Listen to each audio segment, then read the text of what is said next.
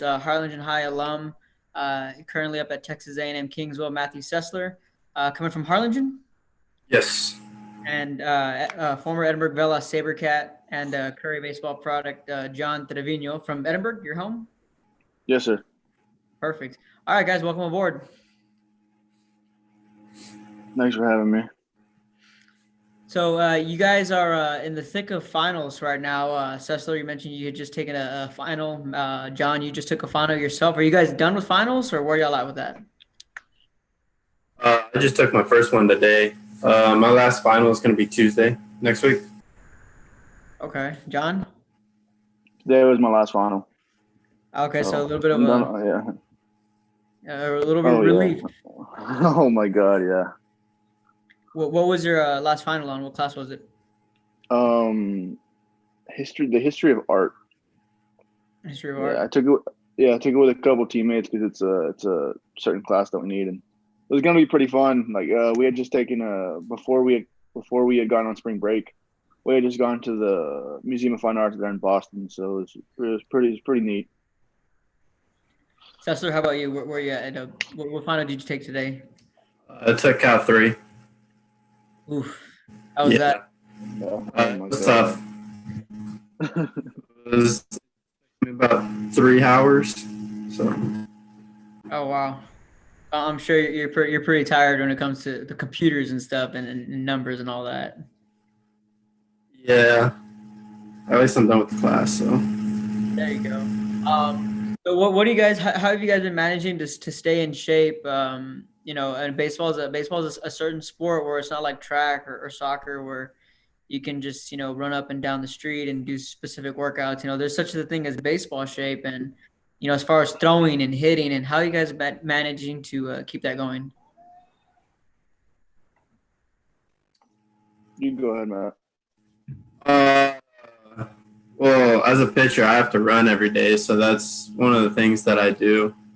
Throwing wise, I've taken a little break from it. I'll pick it back up in the summer and just body weight whatever I can do here at the house to keep strong and do whatever I need to do.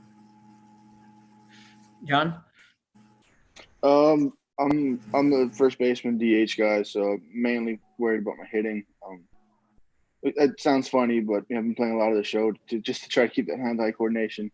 When you use the zone mechanics, it's a little bit tougher like that.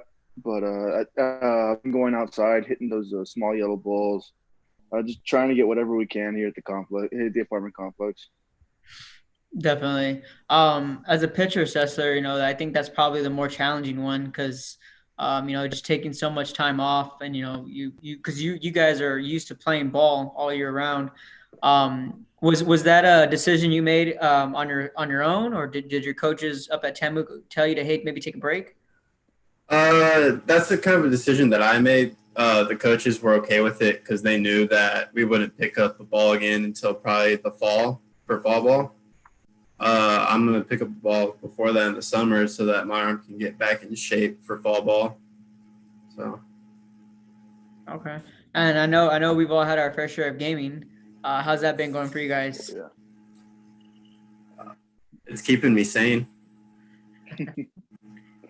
The show is extremely frustrating to play. I'm sure you guys know that, especially online. So it's good, but it's bad at the same time. You guys understand. Yeah. No, definitely. I haven't played since we had that home run derby, so it's been about 2 weeks maybe. Yeah. So I've actually gotten on. Like that. Yeah, I've actually gotten on the Madden bandwagon with the draft being around and the schedule release and just kind of just getting that football fixed just a little bit. You guys play Madden at all, or what else do you guys play? I also play 2K. That's something that I grind a lot.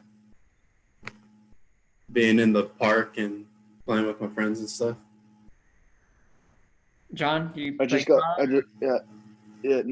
back into GTA. I'm terrible at gun games, so it's even more frustrating than the show for me. Yeah, that makes 2 of us. I was never really into gun games at all. It's switching gears to college baseball and where you guys were at. I know, John, you're up in Massachusetts, and Big Red, you're up in Kingsville, a couple hours from us. But I mean, the way everything kind of just happened so abruptly, for you, John, what was that like being up in Massachusetts, and how everything kind of panned out for you guys? Um, Being in Mass, it was kind of crazy because everything it was like a rolling snowball, and all of a sudden I was there, and it was crazy. But as far as like the season, we were looking pretty good, and all of a sudden the team wasn't worried that we were going to stop playing. A lot of my teammates were like, "Oh, this is going to pass. This is going to pass." Then they started shutting down the pro sports, and that's when I was like, "Oh, okay, something's wrong here."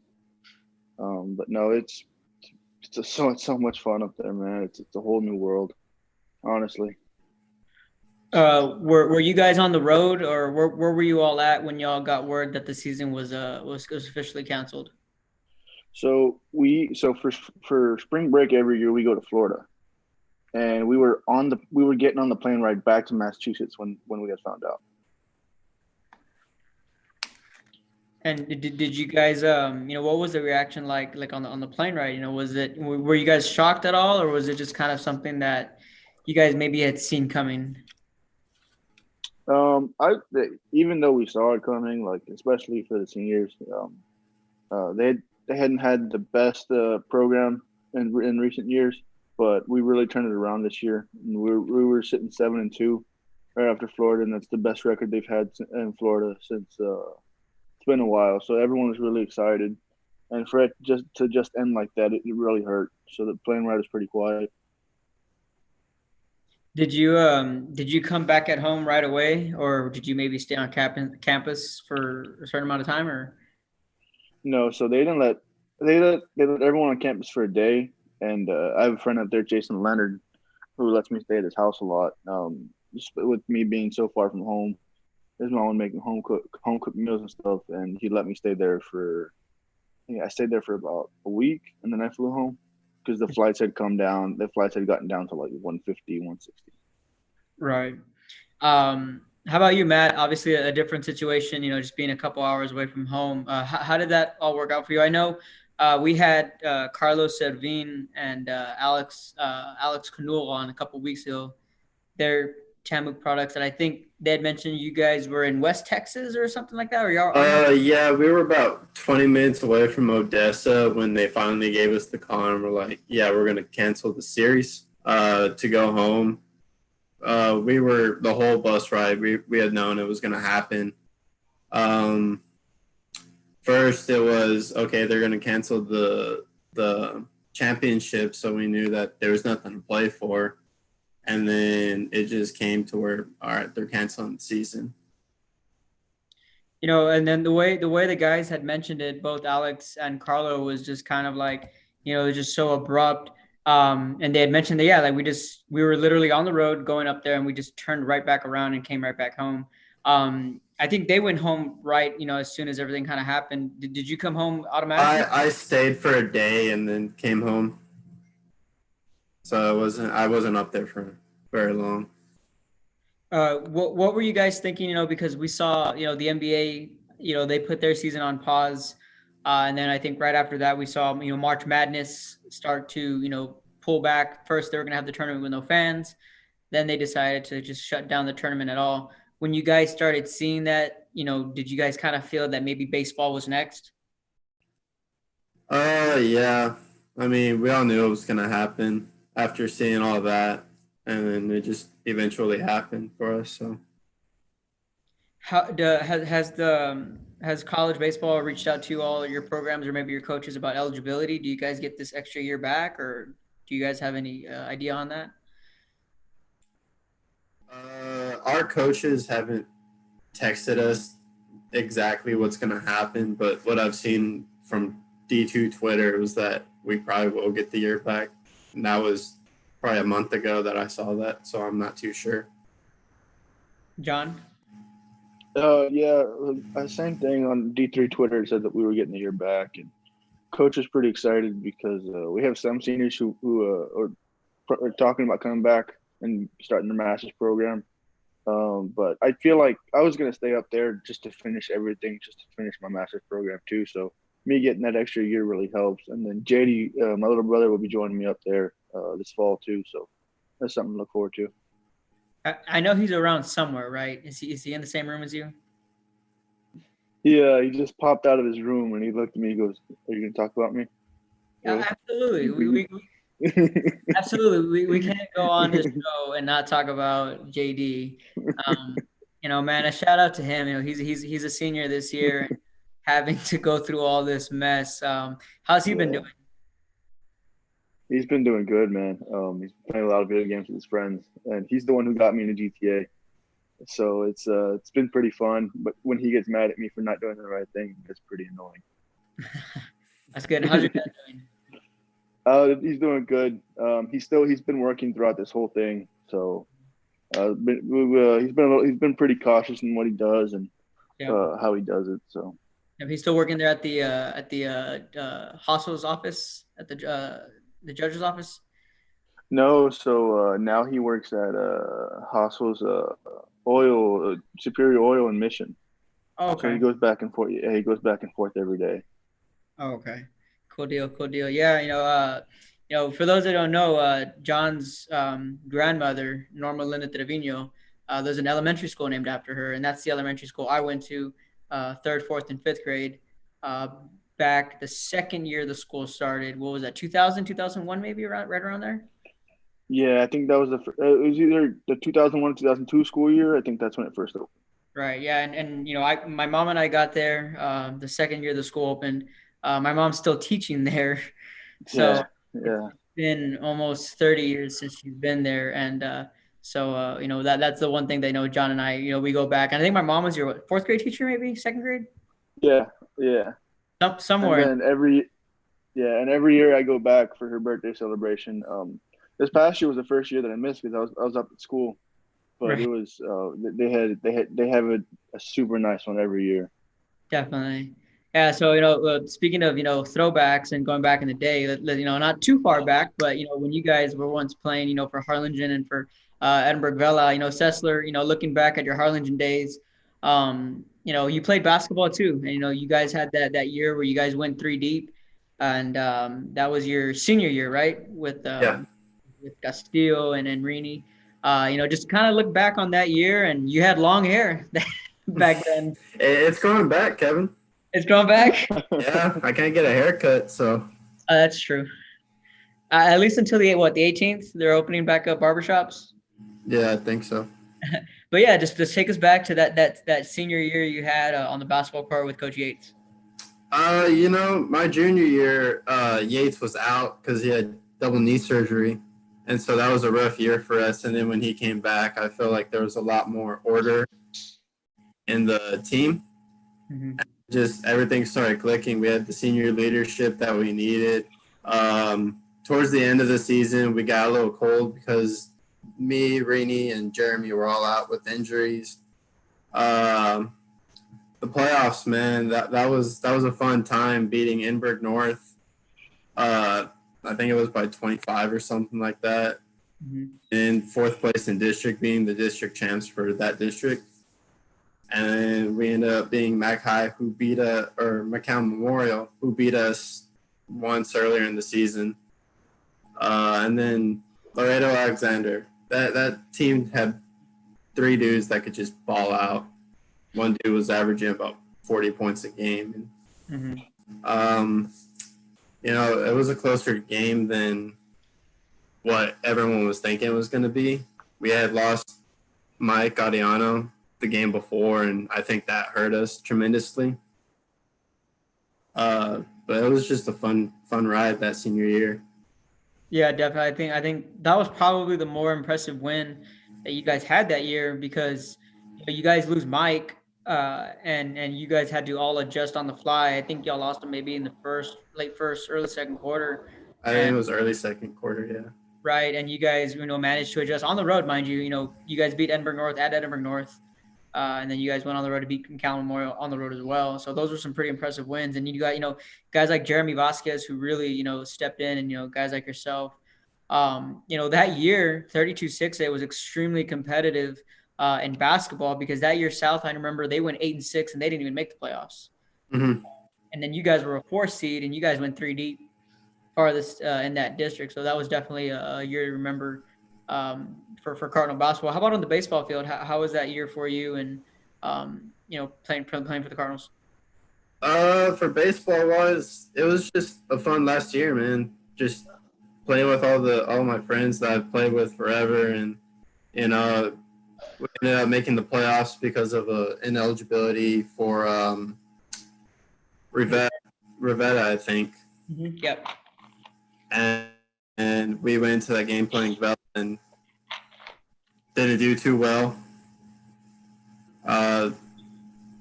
Stuff like that happens. It's baseball. It was still a fun ride to play with those guys one last time. Who'd y'all play in the bi-district? Was it Edinburg North or Vela? For baseball, it was Vela. So you must have just graduated, right then, John? Yeah. So you had just missed it by a year, then otherwise you guys would have played each other. Yeah.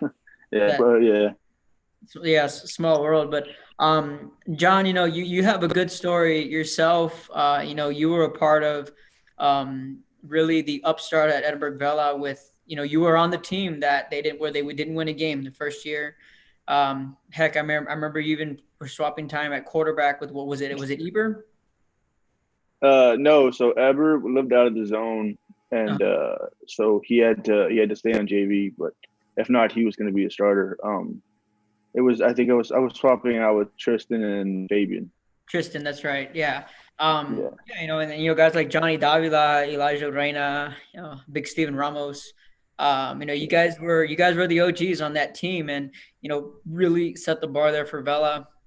And then was it your senior year you break your leg? Was it against Portland? Pace. Or against Pace, right? It was a Brownsville game. I remember it was a Saturday game. It was the first game of the year. Break your leg, but you come back that same season and you're able to play in the playoffs. Just what a turnaround that was for you and how quickly you were able to get back on the field. Just walk us through that year and how you were able to come back. Yeah, so when I broke my leg, it was extremely emotional because I had broken my leg my freshman year as well. My freshman year, I didn't know what happened, but my senior year, as soon as it snapped, I felt it. And so unfortunately, because I got up and I hopped off to the sideline, they couldn't take me in the ambulance. So I got in my dad's truck and we drove an hour at halftime to go get x-rays. And so that was unique in itself because that was very different to have to do. Just for them to say, oh, yeah, your leg is broken. But those 9 weeks were very tough. I remember the defense started struggling and I couldn't help but think like, oh, man, like this is all because I'm not there. Like that was supposed to be my defense that year. And when I came back, it kind of shaped up, and I was really happy with the way I performed with how I could move around. But no, those 9 weeks were extremely tough, and there was a lot of challenges and tests. And I remember there was a while where I didn't want to play because I was so scared. Mm-hmm. And then I believe it was a Mission Vets game. I think we went down 3 scores. It was the last game of the year for the district title. We went down 3 scores at halftime, and I was cleared to play. I was just so scared to play. I looked at the trainer and I said, "I'm playing next week." And he looked at me and goes, "What?" And I was like, "Yeah, I think they need me next week." So, Saturday, because we played on a Thursday that night. Friday rolled around and they wanted to see if I could run. It was very gimpy. They're like, like you'll work at it. Like you have a whole week to get ready. Like, all right, whatever you guys say. Like, I'm just gonna do whatever you guys say. But the trainer that year, Doc Tovar, and at the time Dog Naki. I don't know what her maiden name is now. She got married just a couple years ago. But they took very good care of me. That athletic staff they were on top of everything, and I couldn't thank them enough. They were pretty much the sole reason why I was able to come back in such good shape.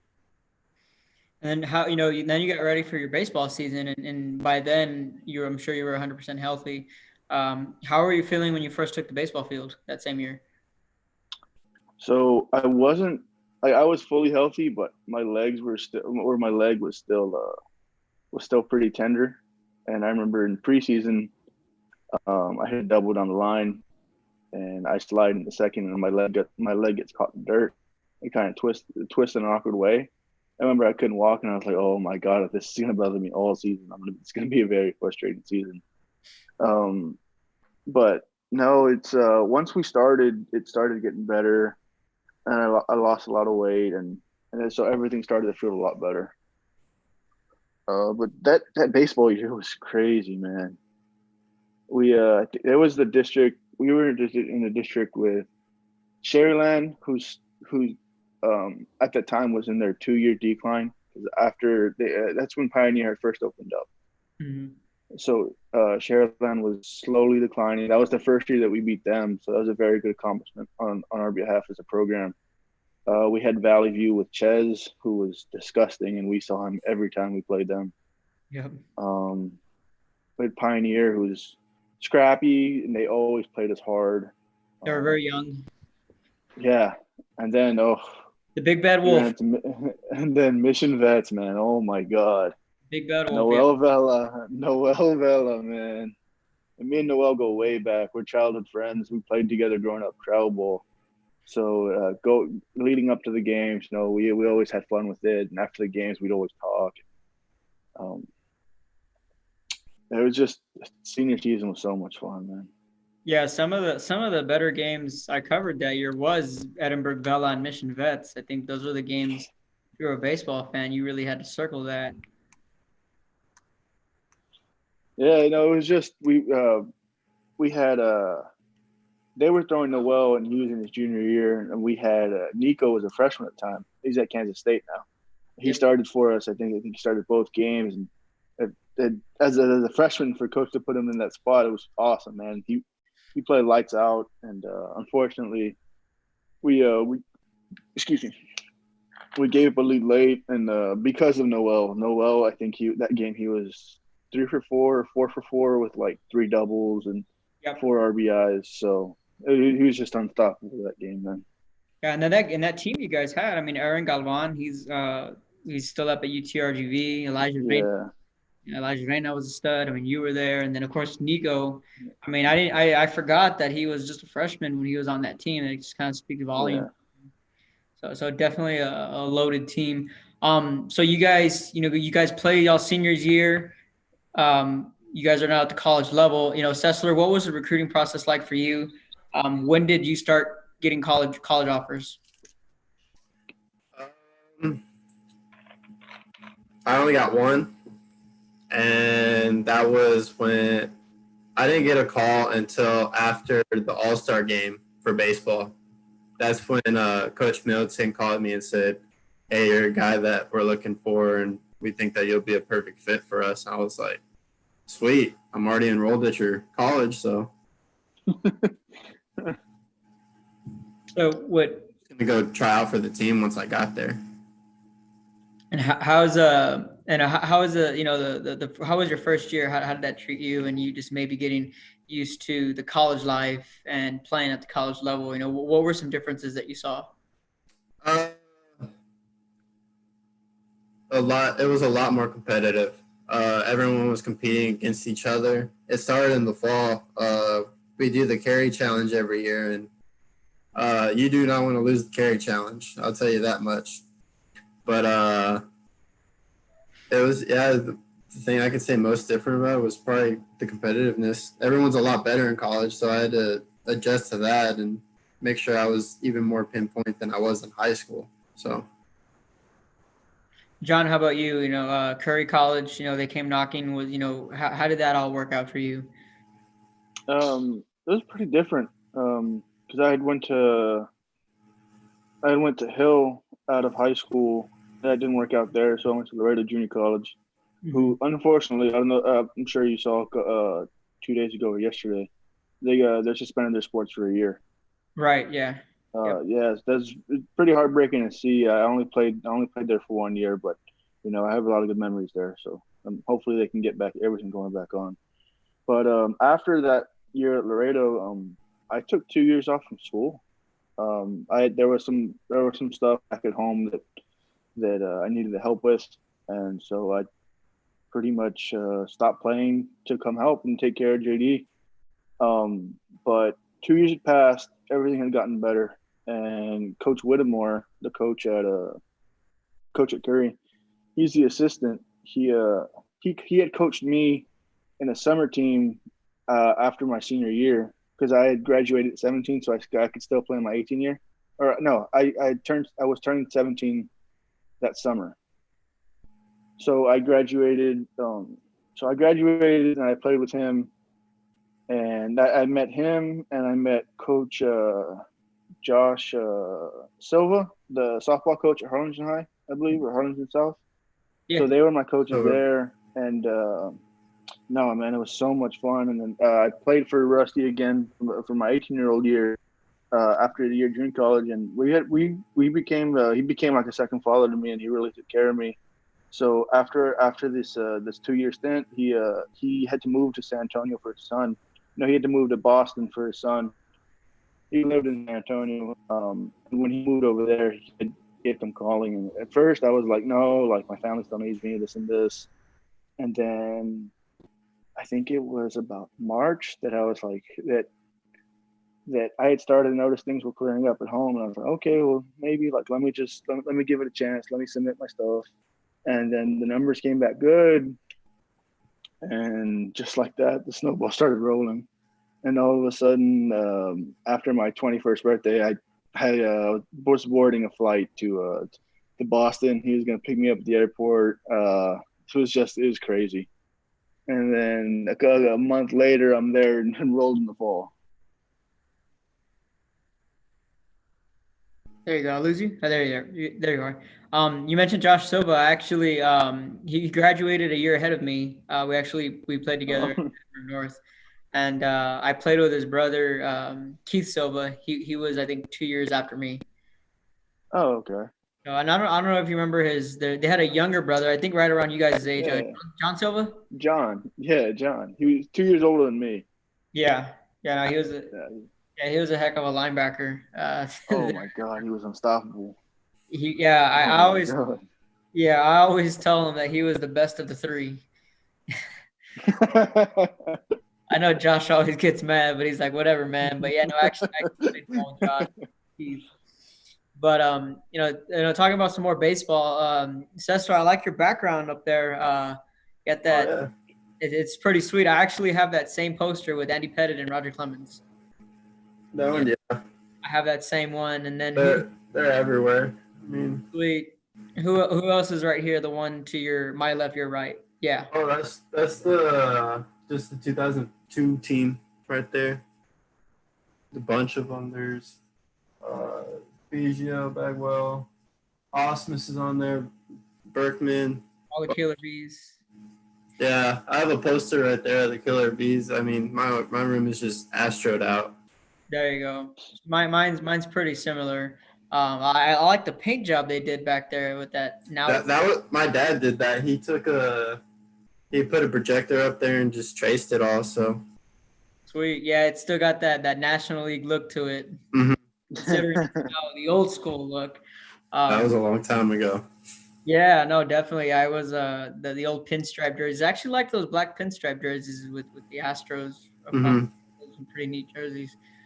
John here, he's a Braves fan. Yeah. It's funny because I only know maybe about 2 or 3 Braves fans. John's one of them. No, yeah.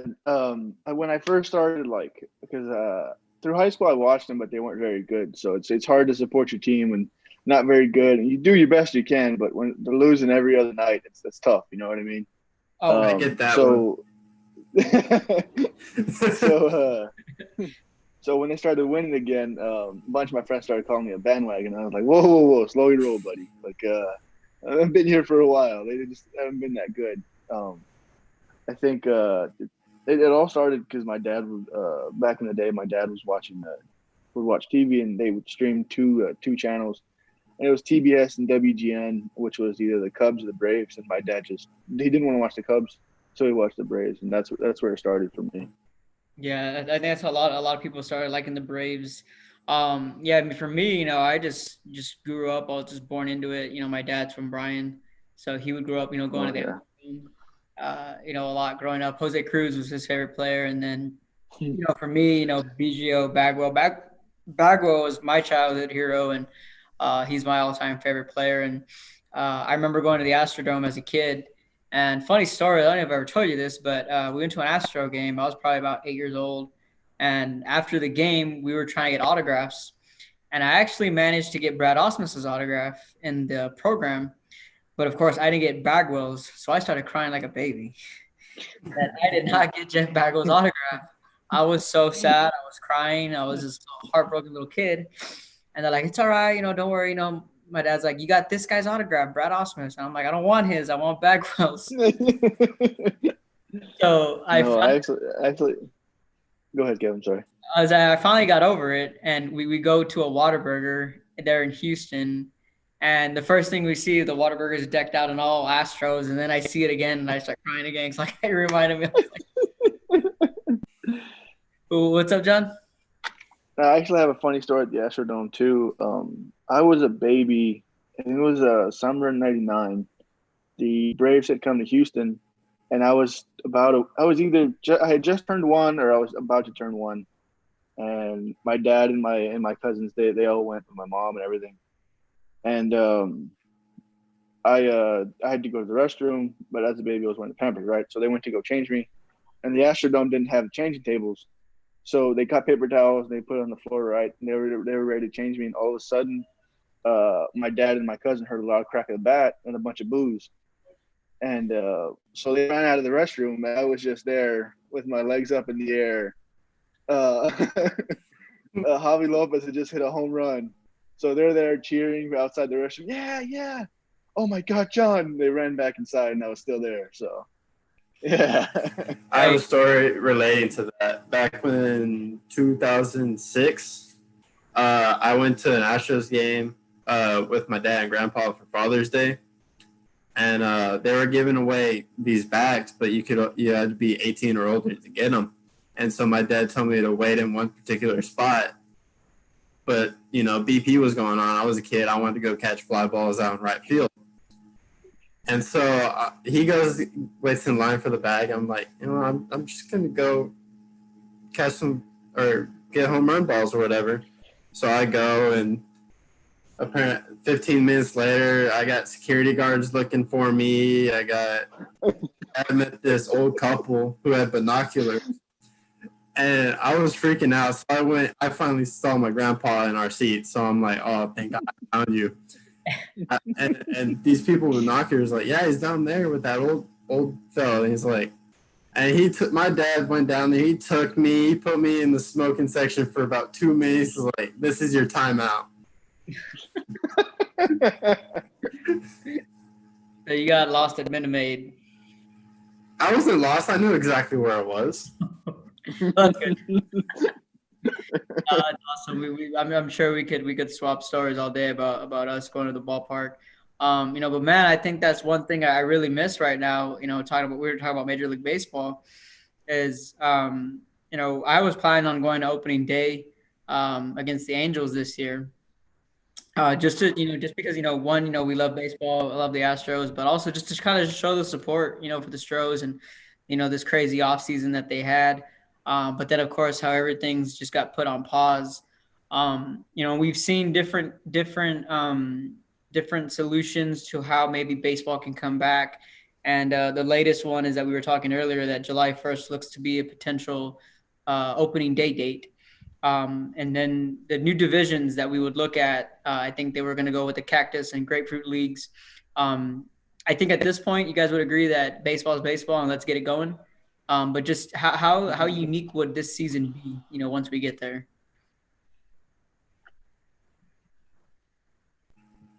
No, this is definitely the weirdest season. I was looking forward to going to Fenway this year. Mm-hmm. So that kind of put a heartbreak in me. But no, this season, what I'm hoping for is that instead of July 1st, we get July 4th, just so it can be that much more, so it can mean that much more to everyone. But as far as this season, I just hope there's baseball. I've been staying up just to watch Korean baseball, man. I've seen that. Baseball is baseball, yeah. And it's a beautiful thing to watch. The Korea, they play their hearts out, man. It's so much fun to watch. Sesler, what are your thoughts on this potential new look season, at least for 1 year? With the potential of there being no fans and for it might be playing only in Arizona and Florida. What were your thoughts on it? Oh, well, I had tickets for, I think, sometime in June. So I was upset when, how they're pushing everything back. Um, I mean, if anything, I would say it's a good idea. Just, start it as soon as you can. Even if there aren't any fans, people are still going to watch it on TV because, they need baseball. Another potential was that there would be 7 inning doubleheaders, and I think Canul had mentioned he's like that's an everyday Saturday for us. Yeah. Oh, yeah. I think one time last year I pitched in game 1 and 2 of a doubleheader. It wasn't fun. The next day, my arm was hanging, but that's in every week for us. Mm-hmm. As a sports and a whole, where do you guys feel that it's at? I know, like right now, we're starting to see, at least here in Texas and the Valley, we saw, like the mall got opened, some restaurants you can dine in if you'd like. So little by little, things are slowly getting back to normal. Where do you guys feel we're at when it comes to the sports world? With the NBA, the NFL is hoping to start on time, and obviously baseball is working out a solution. But where do you feel we're at in the sports world? I feel like it's the beginning of it. It's the beginning of getting back into it.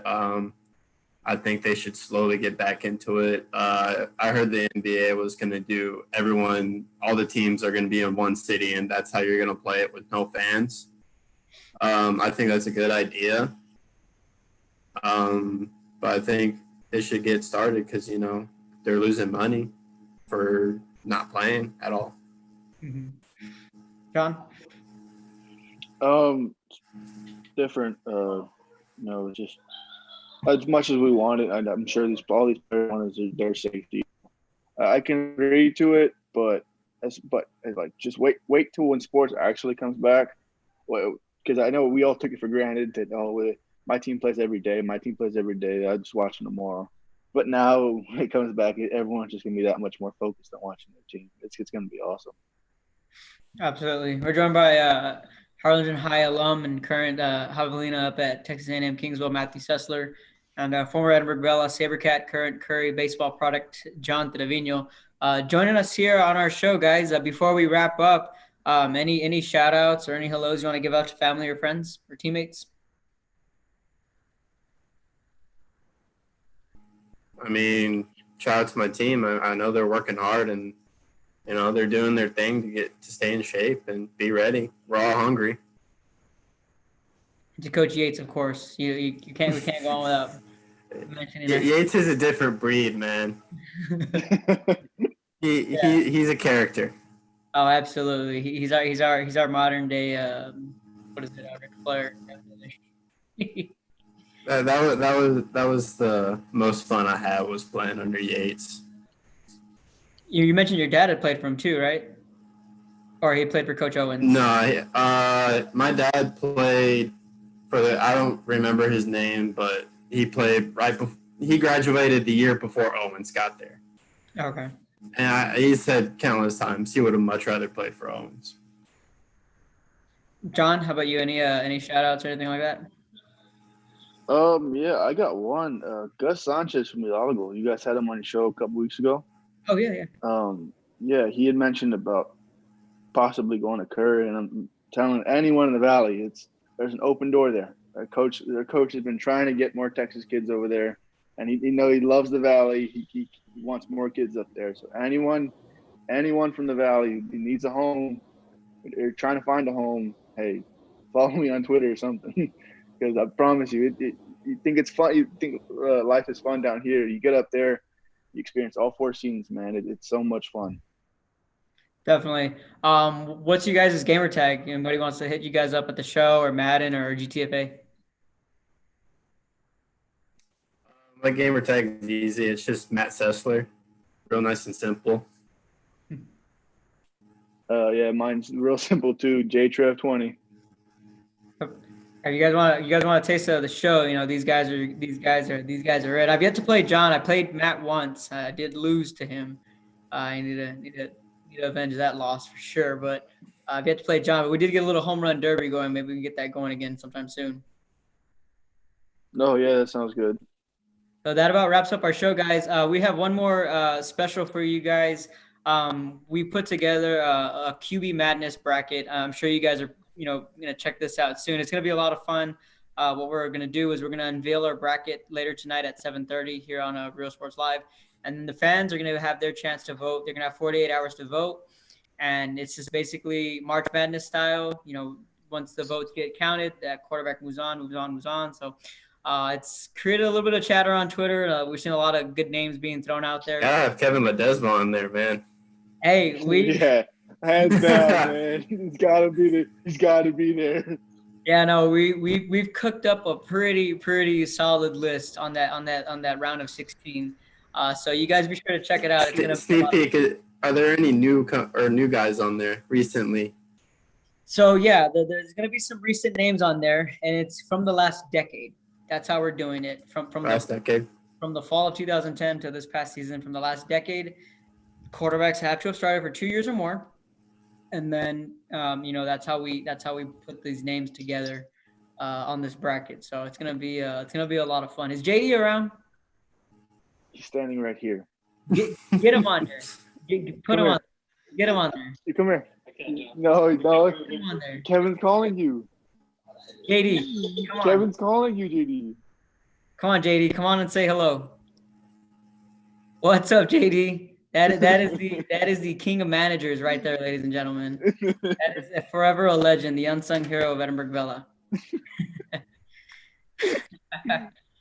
All right, guys. Well, you guys, thanks for joining us, man. It was fun. You guys stay home, stay safe, and just keep working at it, and eventually everything will go back to normal. All right. Thanks for having me. All right. See you guys. Thanks, Kev. See ya.